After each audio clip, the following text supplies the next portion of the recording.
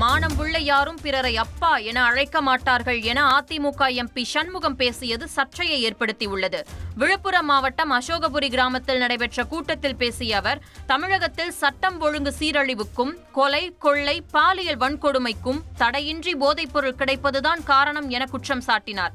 செல்லும் இடங்களில் பெண்கள் அப்பா என அழைப்பதாக முதல்வர் ஸ்டாலின் கூறியதை விமர்சித்தும் சி.வி. சண்முகம் பேசினார்.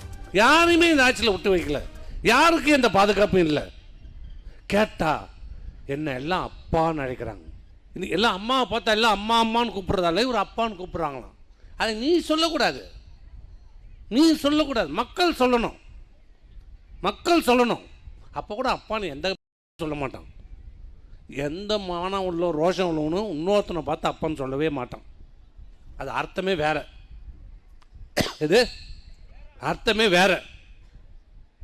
சொன்ன எனக்கு ஒரு கேஸ் போடுவான். இப்போ நீ போட்டுக்கோ.